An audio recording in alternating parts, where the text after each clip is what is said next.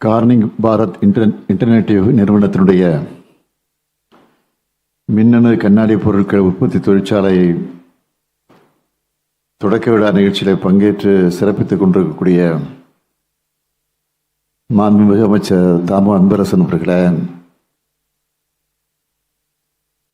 சட்டப்பேரவை உறுப்பினர் திரு செல்வப்பிறந்தை அவர்களே, தொழில் முதலீட்டு ஊக்குவிப்பு மற்றும் வர்த்தகத்துறையினுடைய செயலாளர் திரு அருண்ராய் ஐஏஎஸ் அவர்களே, இடி திரு அலர்மேல் மங்கை ஐஏஎஸ் அவர்களே, மாவட்ட ஆட்சித்தலைவர் திருமதி கலைச்செல்வி மோகன் ஐஏஎஸ் அவர்களே, கார்னிங் நிறுவனத்தினுடைய துணைத் தலைவர் திரு ஆண்ட்ரூ பெக் அவர்களே, இயக்குநர்கள் திரு ரவிக்குமார் அவர்களே, திரு ஜோய்லி அவர்களே, ஐசிஏ தலைவர் திரு பங்கஜ் மொஹிந்திரா அவர்களே, ஆப்டிமஸ் நிறுவனத்துடைய தலைவர் திரு அசோக் குப்தா அவர்களே,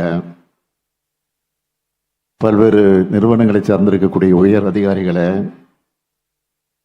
அரசு உயர் அலுவலர்களே, பத்திரிகை மற்றும் ஊடகத்துறையை சார்ந்திருக்கக்கூடிய நண்பர்களே, உங்கள் அனைவருக்கும் என்னுடைய அன்பான வணக்கம். உலகத்தரம் வாய்ந்த அமெரிக்காவை சார்ந்த கார்னிங் நிறுவனத்துடைய தொழில்நுட்பத்தை நம்ம தமிழ் மண்ணில் தொடங்கி வைக்கிறதுல நான் மிகுந்த மகிழ்ச்சி அடைகிறேன். கொரில்லா கிளாஸை தயாரிக்கிற இந்த நிறுவனம் ஃபார்ச்சூன் 500 நிறுவனங்களில் ஒன்று. இப்படிப்பட்ட லீடிங் கம்பெனி நம்ம தமிழ்நாட்டில் இன்வெஸ்ட்மெண்ட் பண்ணி நம்ம இளைஞர்களுக்கு வேலைவாய்ப்பை உருவாக்கி தருவது உள்ளபடியே பெருமைக்குரிய ஒரு நிகழ்வாக அமைந்திருக்கிறது.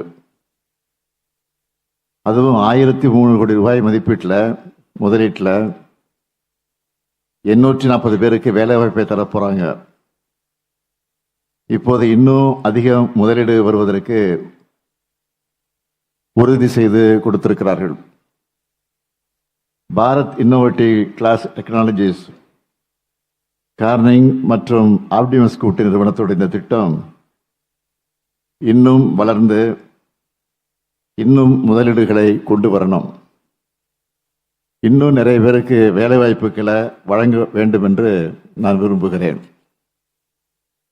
கார்னிங் நிறுவனத்தோட அதிகாரிகள்கிட்ட நான் கேட்கிறது, உலகத்தரம், அதிநவீன தொழில்நுட்பம், உயர் மதிப்பு ஆகியவற்றை உங்களோட குறிக்கோளாக நீங்கள் வச்சுருக்கீங்க. அது கூடவே எங்கள் தமிழ்நாட்டுக்கு இளைஞர்களுக்கு உயர்தர வேலைவாய்ப்புகளை உருவாக்கி தர்றதையும் உங்கள் குறிக்கோளோடு நீங்கள் சேர்த்துக்க வேண்டும் என்று நான் கேட்டுக்கொள்கிறேன். சேர்த்துப்பீங்கன்னு நம்பிக்கை எனக்கு நிரம்ப இருக்கிறது. நம்ம திராவிட மாடல் அரசு எந்த அளவிற்கு வேகமாக செயல்பட்டு முதலீடுகளை கொண்டு வருவதற்கு ஒரு சாட்சியாக இந்த நிறுவனமே விளங்கி கொண்டிருக்கிறது. கடந்த ஆண்டு ஜனவரியில் இந்த திட்டத்திற்கான புரிந்துணர்வு ஒப்பந்தம் போட்டோம். ஜூனில் அடிக்கல் நாட்டினோம். அடுத்த 17 மாசத்துல இன்னைக்கு இந்த நிறுவனம் உற்பத்தியை தொடங்கியிருக்கு. வளரணும்னு விருப்பம் இருந்தா அதை மட்டுமே வளர்ச்சியை அடைய முடியாது. அதுக்காக கடுமையாக உழைக்கணும். அந்த உழைப்பு தான் திராவிட மாடல். அதனால தான் 1000க்கு அதிகமான புரிந்துணர்வு ஒப்பந்தங்கள் போட்டு அதில் 80% திட்டங்களை பல்வேறு நிலைகளில் செயல்பாட்டுக்கு கொண்டு வந்திருக்கிறோம். இந்த வேகமும் வெளிப்படைத்தன்மையும் தான் உலக நிறுவனங்களுக்கு நாங்கள் சொல்கிற மெசேஜாக அமைந்திருக்கிறது. பல உலக நிறுவனங்களுக்கு இந்த ட்ரஸ்ட் இருக்கிறதுனால தான் கடந்த 4 ஆண்டுகளில் எலக்ட்ரானிக்ஸ், ஜிசிசி, R&D போன்ற துறைகளில் மகத்தான வளர்ச்சியை சாதிச்சிருக்கிறோம். எலக்ட்ரானிக்ஸ் துறையில் $14.65 பில்லியன் பொருட்கள் ஏற்றுமதியோட இந்தியாவிலே நம்பர் 1 இருக்கிறோம்.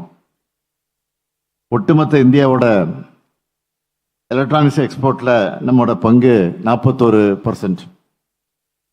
கடந்த 4 ஆண்டுகளில் இந்த துறையில் 9 மடங்கு வளர்ச்சியை அடைஞ்சிருக்கிறோம். இது ஜஸ்ட் டேட்டா இல்லை, தமிழ்நாடு தான் எலக்ட்ரானிக்ஸ் கேபிட்டல்னு அழுத்தமாக சொல்கிற ஃபேக்ட் இது. இதை அடுத்த நிலைக்கு கொண்டு போக 440 கோடி ரூபாய் முதலீட்டில் ஒன்றிய அரசோடு சேர்ந்து இந்த சிப்காட் பிள்ளைப்பாக்கத்தில் மின்னணு தயாரிப்பு தொகுப்பு மேற்கொள்ளப்பட இருக்கு.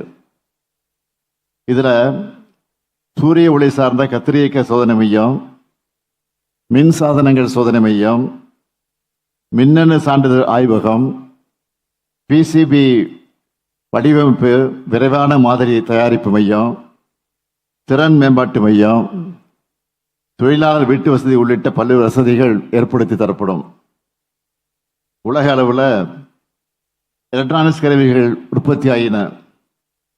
அந்த உற்பத்தியினுடைய முக்கிய மையமா நாம இருக்கணும்னு மின்னணு உதிரி பாகங்கள் உற்பத்தி திட்டத்தை உருவாக்கி இருக்கோம்.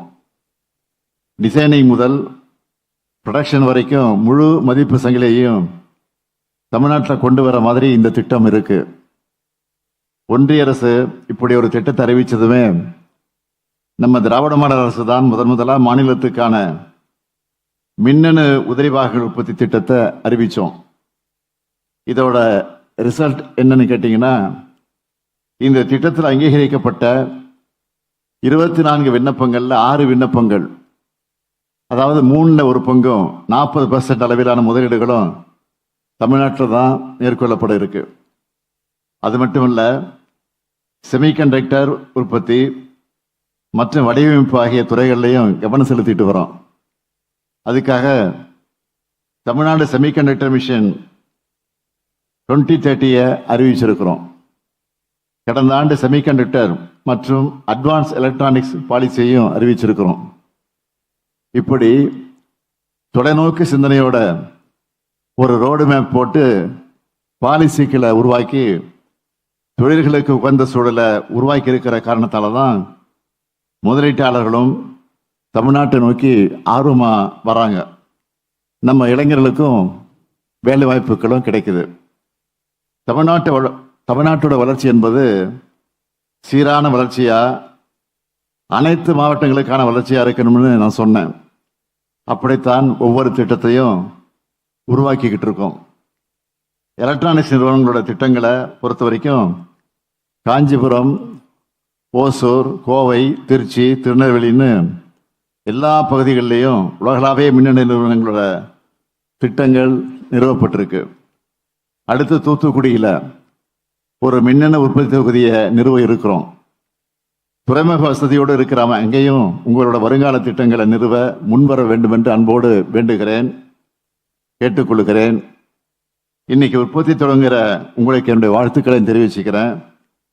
எங்கள் கவர்மெண்ட்டை பொறுத்த வரைக்கும் உங்களுக்கு ஃபுல் சப்போர்ட் நிச்சயமாக உறுதியாக தருவோம். எனவே ஒளி தொடர்பிகள், டிஸ்பிளே கண்ணாடி, சூரிய ஒளி சிலிக்கான தகடுகள், மோட்டார் வாகன கண்ணாடி தொழில்நுட்பங்கள் போன்ற உங்களுடைய உயர்தர முதலீடுகளை தமிழ்நாட்டுக்கு கொண்டு வாங்க என்று அன்போடு கேட்டுக்கொள்கிறேன்.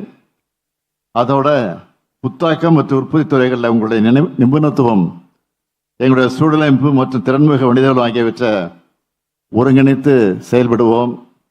தமிழ்நாட்டுக்கான உங்கள் பார்ட்னர்ஷிப் தொடர்ந்து வலுப்பெறணும், விரிவடைய வேண்டும்.